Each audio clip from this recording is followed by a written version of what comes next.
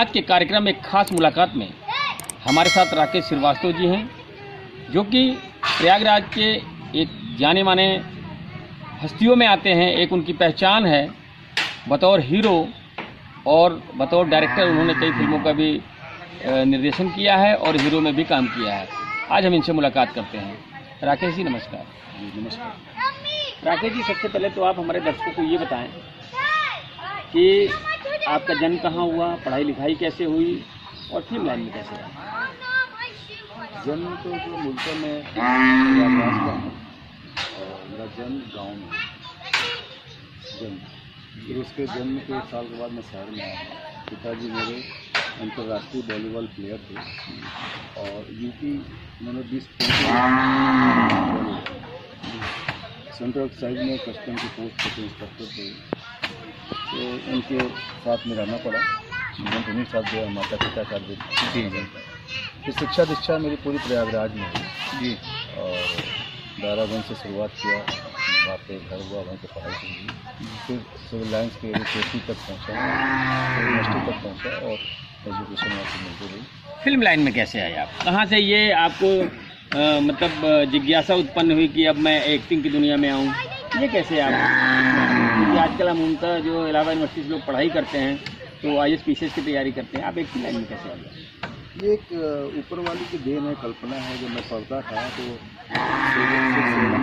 मैं था 8th में था जी, तो पुस्तक में आता था कि फिल्म भागते हुए घोड़े की फ़ोटो कैसे खींची जाती है जी, और कैसे मतलब हो। तो मैं सोचता था उस पिक्चर को पुस्तक में देखता था कि घोड़ा भाग रहा है, कैमरा भी रखा हुआ था। पहले मैं पढ़ाई नहीं की जी, तो वो कल्पना की दुनिया में सोचा था कैसे होता था, मैं भी कैसे सीखूँगा, मुझे खींचना होगा। मन में से भागा था। फिर स्कूल के कार्यक्रम होते थे, पार्टिसिपेट करते थे। 6-7 में मैंने पार्टिसिपेट किया, 2-3 प्ले स्कूल की, अच्छे की। वहाँ से करता रहा और हाई स्कूल इंटर किया। इंटर करने के बाद फिर मैं बिजनेस दुनिया में आ गया, फिर ग्रेजुएशन भी करता रहा जी, और मैं बिजनेसमैन बन गया जी। तो हमारे फादर की देन थी कि मुझे फैक्ट्री मिली जी, सब कॉन्सेप्ट हुआ अपटॉन इंडिया लिमिटेड, अमित इंडस्ट्रीज जी। तो बिजनेसमैन तो आप बने, आप अभिनेता कैसे बने और निर्देशक कैसे बने? क्योंकि इलाहाबाद से कहीं आपने थिएटर किया या फिर एक जुनून था आपने? थिएटर तो नहीं किया, जुनून ही कर सकते हैं जी। बचपन से वो जो कार्य कर रहा था, तो मेरा फिल्म देखने का शौक बहुत। मैं 9th-10th में था तो स्कूल से बंक करके फिल्में देखा और बहुत सारी फिल्में जी। फिल्म और कॉमिक पुस्तक पढ़ना मेरे 2 अपने शौक थे जी। और मुझे 2 फिल्में घर से देखने की परमिशन मिलती। तो वो आप कोई परीक्षा पास कर लेता था, 1 क्लास पास कर लेता था, तो अच्छे नंबर से आ जाते थे, तो मुझे पिक्चर देखने को मिलती है। अगर फेल हो गया तो पिक्चर नहीं मिलती जी जी। तो मैं सिर्फ पिक्चर के लालच में अपने मेहनत करके पास होता था और फिर मुझे पिताजी पिक्चर भाई के साथ इसको देखते थे जी। अभिनेता कैसे बने आप? अभिनेता तो देखिए, एक लाइन में निर्देशक या लाइट मैन या कैमरा मैन तो एक सेकेंडरी होता है, पहले तो अभिनेता बनने ही आता है जी जी जी। उसका शौक ही होता है कि वो अभिनेता बने, अपने आप को पर्दे पे देखे जी। लेकिन जब वहाँ पहुँचता है तो पीछे बैकग्राउंड कैसा है, मेरा सपोर्ट कितना है जी, तो मुझे काम मिलेगा कि नहीं मिलेगा, और मन में ज़रूर होता है कि हम कर लेंगे। लेकिन जब हम उस प्ले से पहुंचते हैं तो कर पाते हैं नहीं कर पाते, असली परीक्षा वहीं होती थी। तो मन में भाव था और कुछ अभिनय करने का मौका नहीं मिला मुझे, तो मैं अपने आप को दूसरे देखने लगा कि मैं चलो उनको अभिनेता बनाया।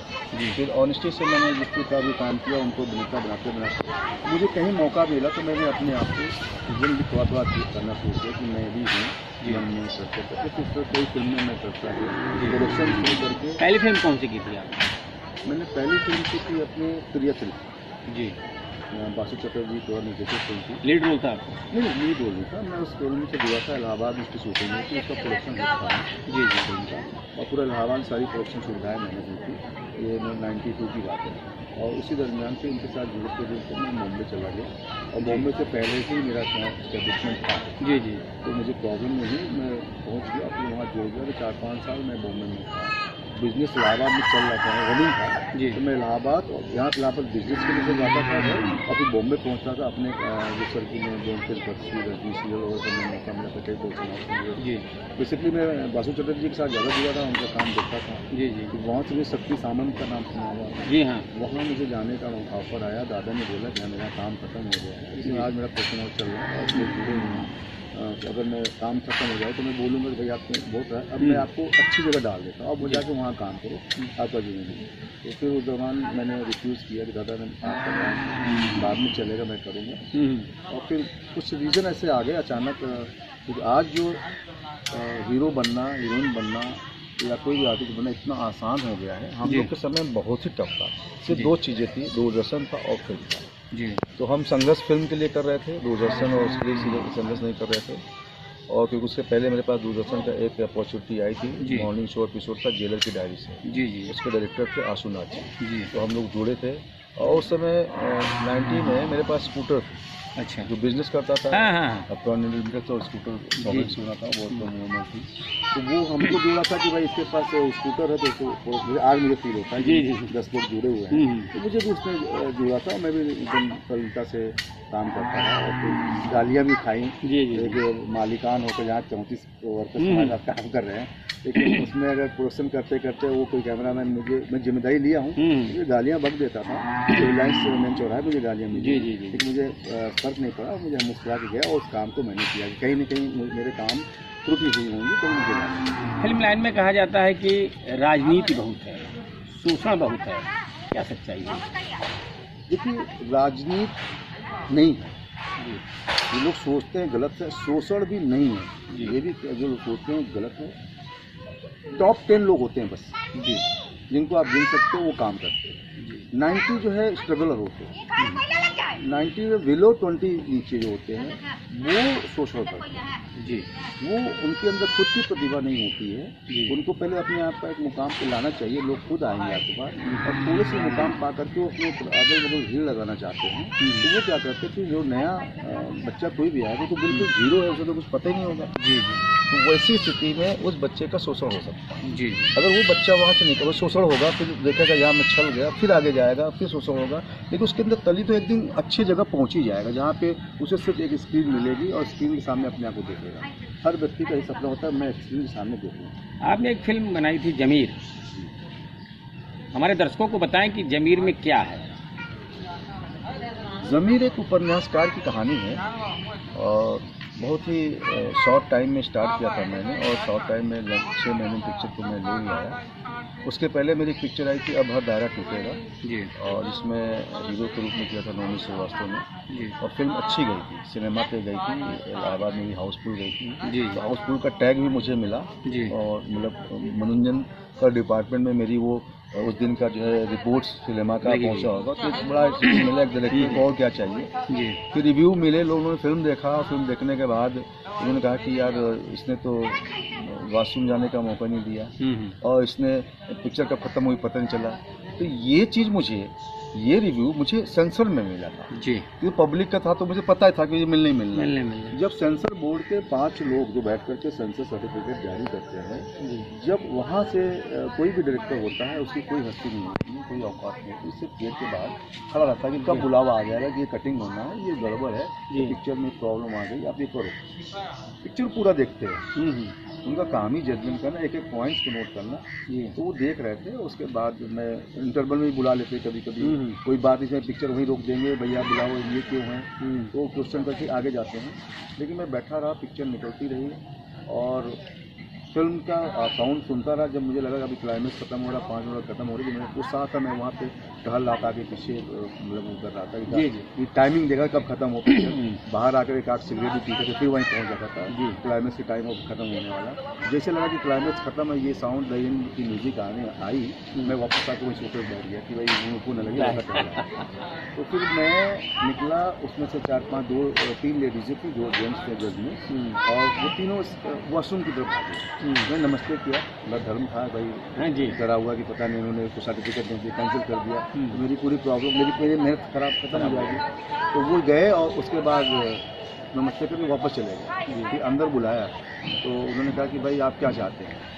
तो हमने कहा सर हर आदमी चाहता है कि यू सर्टिफिकेट क्योंकि यूनिवर्सल, तो कि हाँ ये तो है, आपको यू भी मिल सकता है, आपको यूए भी मिल सकता है, एडल्ट भी मिल सकता है, एडल्ट भी मिल सकता है, तो सब लोग दे सकते हैं। तो आप क्या चाहते हैं? मैंने कहा मुझे यूए ही चाहिए क्योंकि यूनिवर्सल का मतलब कि हम एक वर्ग के लिए फिल्म नहीं बना रहे, हमने थोड़ा सा सबके लिए बना रहे, तो हमने यूए मांगा।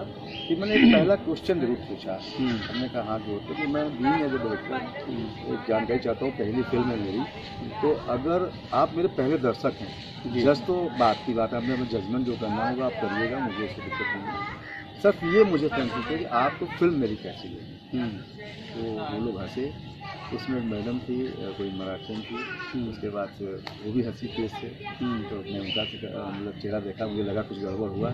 कि जो मेन थे उन्होंने कहा देखिए ऐसा है, ये नहीं देखा कि हम लोग को पता ही चला वॉशरूम लास्ट में गए। बहुत अच्छी फिल्म बनाई, सीधा धाम धूम धुसुम, ये बम ब्लास्ट हर मर्डर इतना आपने मार डाला है लोगों को, और तो जगाते रहे। तो उन्होंने कहा अच्छा सर मुस्कुराया। फिर उसके बाद उन्होंने एक कहानी बताई कि इसमें एक जगह एक ऐसे शब्द का प्रयोग आपने किया है तो उसको सही कर दीजिएगा।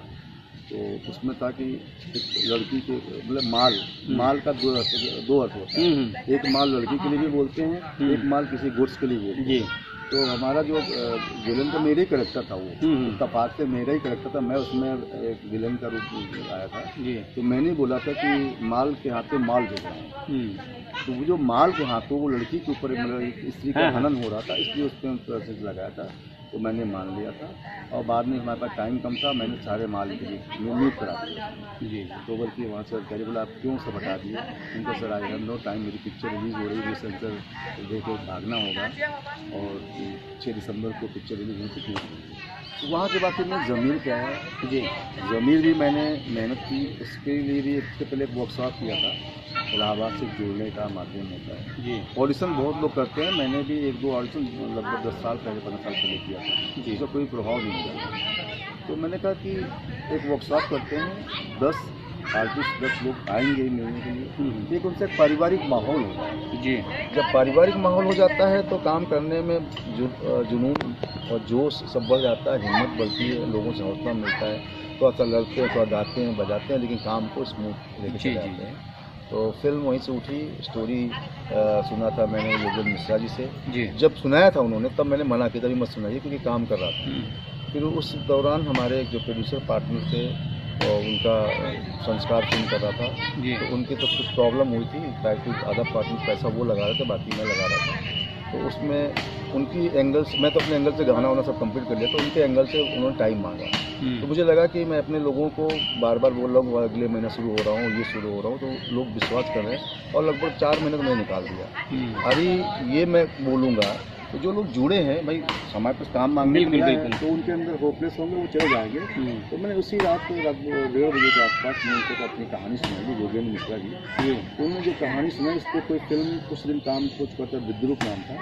तो मैं सुना, पूरी कहानी देखा, तो मैंने कहा कि यार ये कहानी पे कंट्रोवर्सी हो सकती, कल कोई खड़ा हो गया मेहनत पे। तो फिर हमने लिया, सब्जेक्ट चेंज किया, बहुत सारी चीज़ें चेंज की, उनके कुछ करेक्टर्स मैं लेके चला, और फिर वो कहानी स्टोरी मैंने उनको डेडिकेट कर दी मेरे नाम से, मेरा कुछ नहीं। जी जी जी। एक फिल्म आई थी OTT पे मिर्ज़ापुर, जो कई भागों में है, मतलब गालियों की भरमार है, बहुत खुली खुली गालियाँ हैं, बहुत बेहतरीन गालियाँ हैं।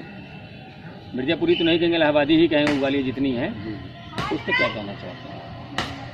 क्योंकि मैंने वो पिक्चर देखी है, इसलिए मैं ये सवाल आपसे कर रहा हूँ। देखिए थोड़ा सा ये कॉमर्शियल बिजनेस भी लोग बना लेते हैं और मैसेज नहीं दे पाते हैं। फिल्म होती है एक आईना, एक दर्पण जी, एक इतिहास होता है, उससे लोग सीखते हैं कुछ। एक याराना फिल्म का जिक्र करूँगा, अमिताभ बच्चन जी को, उस याराना फिल्म में बहुत बड़ी मतलब मैसेज है जी। एक दोस्ती है, बचपन से दोस्त था, और उसके अंदर एक टैलेंट था गाँव में उसने देखा कि इसके अंदर इतना टैलेंट है, और वो अपना उसको ले जाने के लिए प्रयासरत हो गया, उसको कुछ नहीं जी। लेकिन दोस्ती इतनी थी, उसको अपने टैलेंट का ज्ञान नहीं था, वो हमेशा लापरवाही करता रहा था। वो नहीं सोचा कितना नुकसान का हो रहा है मेरे दोस्त का, उसके और अंत में जब उसको महसूस होता है तब तक उसका दोस्त एकदम दिख चुका है, और चारों तरफ भीड़ लग जाती है, तो वो फिल्म की उसे ऑडिटोरियम में उसे प्रदर्शित करना पड़ता है, लेकिन सब तो है, लेकिन उसका वही दोस्त नहीं है जो दोस्त जिसने सपना देखा था जिसके यहाँ पहुँचाऊँगा, तो वो दोस्त को खो दिया उसने। उसके अपने आचरण में उसने अपने आप को बदला नहीं, ये बदलने के लिए फिर ईश्वर ने किसी और को भेजा, वो नीतू सिंह के मार्केट की गलत उसने जताया, देखो उसने तुमने क्या किया। ऑडिटोरियम से प्ले करने के बाद भीड़ लग गई और वो कलाकार बाहर आया, फिर भी उसकी आंखें खोजे वो कहाँ है, तब उसे पता चला वो तो बिक गया है और सब कुछ कर दिया है। तो फिर वापस हमें दोस्त की चीज़ें वापस करना, तो एक मैसेज ये भी है। जी जी। तो मिर्ज़ापुर की बात करेंगे तो आज कमर्शियल हो गई, भाई गाली बकना एक अशोभनीय चीज़ें हैं जी, लेकिन आज यूट्यूब से या बहुत सारे प्राइवेट चैनल्स हो गए हैं जिनमें लोग उत्साह से देखते हैं, तो वो देना उनकी मजबूरी हो जाती है। लेकिन मेरा कहना है कि लेकिन गाली पे क्या सेंसर अलाउ करता है? नहीं, OTT पे सेंसर नहीं है अभी।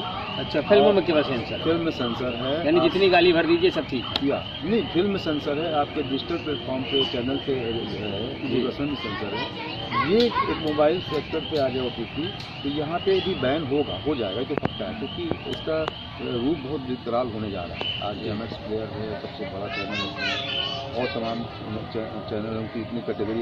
अभी कौन सी फिल्म आप शुरू करने जा रहे हैं? आप उस पर मेहनत कर रहे हैं? जी जी। हमारे दर्शकों को बताएं कि किस फिल्म के लिए आप तैयारी कर रहे हैं? ये फिल्म मेरी है परवरिश जी। और परवरिश एक ऐसे परिवार और समाज की कहानी है, क्योंकि परवरिश ही गड़बड़ हुआ जी, तो समाज भी फेल हो जाता है और वो इंसान भी फेल हो जाता है। तो उसी को लेकर के खाना बाना पेश करके मैंने फिर एंटरटेन के साथ लोगों को बांध कर कहानी रची है, और मुझे उम्मीद है कि दर्शक एक बार फिर पसंद करेंगे और फिर वो वॉशरूम जाना भूल जाएंगे। मेरा ये अभी आप राकेश श्रीवास्तव जी से मुलाकात कर रहे थे। राकेश श्रीवास्तव जी के साथ ही हमारे साथ फिल्म की एक हीरोइन भी बैठी हुई हैं जिनका नाम है अर्चना गुप्ता। वो भी इलाहाबाद से ही बिलोंग करती हैं। हम उनसे भी मुलाकात करते हैं और उनके बारे में दर्शकों को जानकारी देते हैं। अर्चना जी नमस्कार। अर्चना जी, सबसे पहले तो आप हमें दर्शकों को बताएं कि आप फिल्म लाइन में आई कैसे? अभी मैं बचपन से शौक था डांस वगैरह का, और ये था तो एक आध प्ले किया था छोटी थी कॉलेज स्कूल टाइम में, तो वहाँ से लगा था कि अच्छा कर सकती हूँ, लेकिन फिर वही होता कि मौका नहीं मिला, पारिवारिक माहौल जी, पापा को नहीं पसंद था तो नहीं हुआ, फिर शादी वादी हो गई। फिर हस्बैंड को पसंद है? हस्बैंड ने बस मेरे उस शौक को जिंदा रखा। पहली फिल्म कौन सी की आपने? पहली फिल्म की कहता है ये दिल जी, इलाहाबाद में ही बनी थी जी। उसी उसमें क्या रोल था? मैं हीरो की मतलब पहली फिल्म ही मम्मी की मिली। राकेश जी से आपकी कैसे मुलाकात हुई? लॉकडाउन का समय था, फेसबुक से वैसे हम लोगों ने बात की थी कहता है कि दिल के लिए जी, जो मार्केटिंग का काम इन्होंने किया था जी, कहता है दिल के समय में मुंबई में ये थे, तो उसी के जरिए पे मतलब ये था कि इन्होंने मुझे देखा था जी, कि वो है, तो फेसबुक से इन्होंने बातचीत शुरू की। मेरे भी ऐसी था कि हाँ कोई है, तो तब इतना नहीं मालूम था जी, लेकिन जब पता चला कि मार्केटिंग में ये कर रहे हैं उसका मार्केटिंग, और तब मुझे लगा फिल्म आ गई जी, 2 साल से हम लोग इंतजार कर रहे थे, 2 साल से नहीं आ रही थी, जब फिल्म आ गई तो मुझे एक विश्वास हुआ कि किसी व्यक्ति के द्वारा हमारा काम पहुंच गया, फिल्म आ गई, काम दूसरे का था, तो फिर तो विश्वास बढ़ता है। बातचीत की, थोड़ा बहुत ठीक लगा, फिर आपके हस्बैंड कितना सपोर्ट करते हैं आपको? क्योंकि बहुत मैनेज करना पड़ता होगा, परिवार है, घर हैं, बच्चे हैं, फिल्म है, कैसे करती हैं आप ये?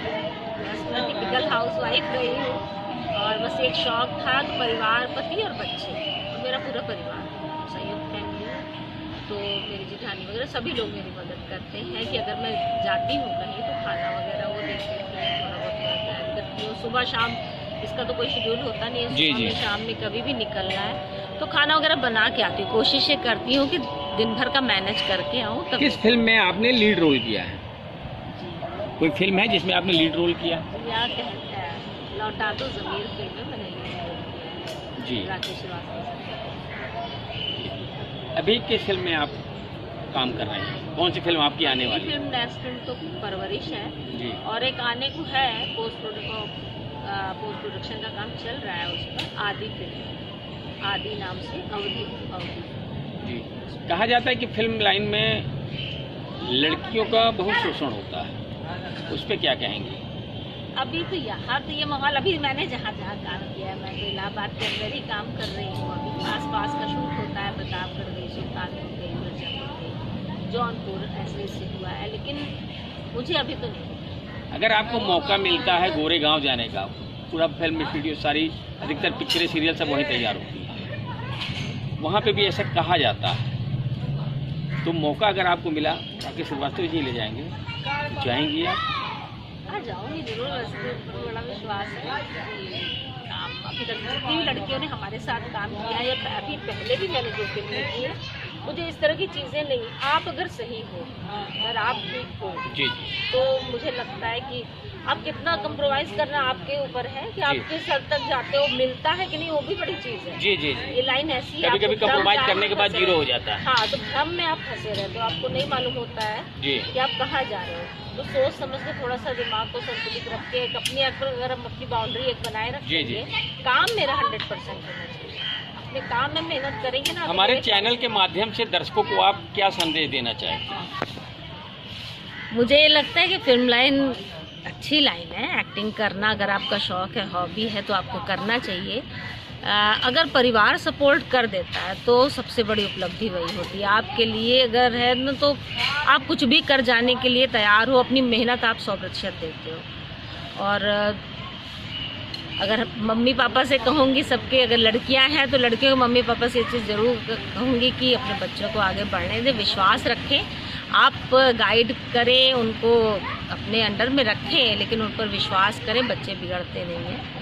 और सभी बच्चों के लिए अगर अपना शौक़ पूरा करते हैं ना, तो आपको ज़िंदा रहने का एक माध्यम मिलता है। बाकी हर चीज़ आप जीवन पर्यंत करते रहते हो, लेकिन जब शौक़ पूरा हो जाता है ना अंदर से, एक तो जैसे तो एक सुकून कि आप जब जाओगे इस दुनिया से तो कुछ अपना करके गए हैं। और फिल्म लाइन में आप एक निशान बना करके जाते हो कि अपने आप को आप जब देते हो तो आप लाइफ टाइम के लिए, लाइफ के बाद भी आप दिखते हो, आप पहचाने जाते हो, चाहे छोटा। राकेश जी, आप हमारे दर्शकों को हमारे चैनल के माध्यम से क्या संदेश देना चाहते हैं? हम भाई अर्चना जी ने कहा, ये भी संदेश दिया, वो अच्छी बात है। एक दो चीज़ बोलना चाहेंगे ज़रूर कि आपका जो क्वेश्चन था कि लड़कियों के प्रति शोषण की बात मुझसे ही पूछा, एक महिला के नाते इनका भी उत्तर आना आवश्यक है। शोषण अगर कुछ होता है ना, तो वो सिर्फ ये होता है कि आपके अपने कार्यों में अगर आप तल्लीनता से काम नहीं कर रहे हैं, बहुत होगा नए होंगे, आपके पैसे नहीं मिलेंगे। आपके पीछे जैसे एक टीचर मेहनत करता है, तो दो चीज़ नहीं हो सकती कि मेहनत भी करे, टीचिंग भी करे और पैसे भी दें। जी। तो हो सकता है आप फीस दे दो कि भाई किसी इंस्टीट्यूट को सीख करके आओ, कहीं भी सीख करके आओगे, आप NSD भी करके आओगे, कहीं BNA भी करके आओगे, फिर एक प्रोडक्शन हाउस में जो फिल्म बना के दे रहा है जी, तो शोषण तो नहीं होता है, क्योंकि जो अपने रियल काम करते हैं वो उनका फोकस सिर्फ काम पे होता है जी। उनका मकसद ही होता है कि फिल्म को यहाँ पे ला दे। अगर वहाँ पे वो गलत करेगा, कोई भी इंसान हो, जो मैं भी हूँ, अगर मैंने गलत किया ना, सोचना शुरू किया कि मैं कोई लड़कियाँ आ रही हैं, मैं उनको लेकर के अपनी बातें करूँगा, तो मैं अपना सारा काम तो भूल जाऊँगा ना जी। मेरा जितना समय वही वेस्ट हो जाएगा, रात हो जाएगी, शुरू हो जाएगा, फिर उसके पीछे भागूंगा। तो ये लोग अक्सर करते हैं शोषण, या क्योंकि उनको पता नहीं होता, फ्रेश होते, मैंने पहले ही बताया। और जब अच्छे प्लेटफॉर्म पे पहुंच गए, माँ बाप को केयर करना चाहिए कि मेरा बच्चा किस प्लेटफॉर्म पे है जी। वो जो असली माँ बाप वही गुरु होते हैं कि सही जगह जा रहा है कि नहीं, तो अगर सही दिशा में जा रहा है तो उसे सपोर्ट करना चाहिए। आज अर्चना जी अगर कर रही हैं तो इनके पति का 100% सपोर्ट है जी। आज पूरा समय दे रही हैं। आज मैं काम को और गति दे रहा हूँ, पहले से भी ज़्यादा अच्छा दे रहा हूँ, अच्छे लोगों को दे रहा हूँ। मेरा अपना एक सोच ये है कि मैं इलाहाबाद में काम इसलिए कर रहा हूँ, इलाहाबाद के लोगों को जो सपने हैं जो मुंबई, क्योंकि दो चीज़ होते हैं, एक सपने होते हैं, एक हकीकत जी जी। छोटा सा कोई काम मिल करके उसमें मतलब गुरूर नहीं आना चाहिए, उसी में डूब नहीं जाना चाहिए। आप सोचोगे कि एक भी कुछ भी मिला तो ईश्वर की कृपा ही मिल गई, उससे भी आगे कुछ प्राप्त करना है, उसके भाई बहुत कुछ है जी जी। तो मैं इलाहाबाद में, मेरा रुझान है कि जो इलाहाबाद के लोग हैं, आपके चैनल के द्वारा मैं कहना भी चाहूँगा कि आप सब लोग विश्वास के साथ, ठीक है, एक शुरुआत 1, 2, 3 से होती है, लेकिन जब आप ग्रेजुएशन में पहुँच कर लेते हैं या कोई भी डिप्लोमा ले लेते हैं, तो आपको वापस से 6, 7, 8 देखने की जरूरत नहीं पड़ती जी जी। न जस्टिफाई करने की जरूरत होती कि हमने 6 भी पढ़ा, 8 भी पढ़ा। आपका एक डिप्लोमा, एक डिग्री इस्टेब्लिश करते हैं कि आप सारी चीज़ों से पारंगत हैं जी। तो जो बच्चे हैं विश्वास के साथ आएँ, अच्छे प्लेटफॉर्म खोजें, अच्छे प्लेटफॉर्म जहाँ की अच्छे प्लेटफॉर्म कैसे खोजेंगे, उनका पूरा बैग दिखेगा, उन्होंने क्या किया है, कौन सा अचीवमेंट किया। और मेरे ख्याल से मेरा मानना है या जिन लोगों ने अचीवमेंट प्राप्त किया है वो सब कुछ कर लेंगे, अपने कैरियर से नहीं करा सकते, समझौता नहीं। तो लाइफ उनकी बिजनेस है पूरा, कोई नौकरी करता है, कोई आप जैसे लोग पत्रकारिता में रहते हैं, कोई फिल्म लाइन में करता है, कोई एक्टिंग करता है, कोई डायरेक्टर बन जाता है, लेकिन अपने पेशे से कोई भी गलत काम नहीं करता, न समझौता करता है जी। तो मैं यही अब चैनल को बहुत बहुत शुक्रिया अदा करना चाहूँगा, खासकर पांडे जी आपको भी शुक्रिया अदा करना चाहूँगा कि आपने अपना कीमती समय दिया हमारी फिल्म के लिए। आज के कार्यक्रम में एक खास मुलाकात में हमारे साथ फिल्म निदेशक राकेश श्रीवास्तव जी, अभिनेत्री अर्चना गुप्ता जी थी। इन्होंने बहुमूल्य समय दिया, दर्शकों से रूबरू हुए। दर्शकों से हम विदा लेते हैं। नमस्कार राकेश जी, अर्चना जी, नमस्कार।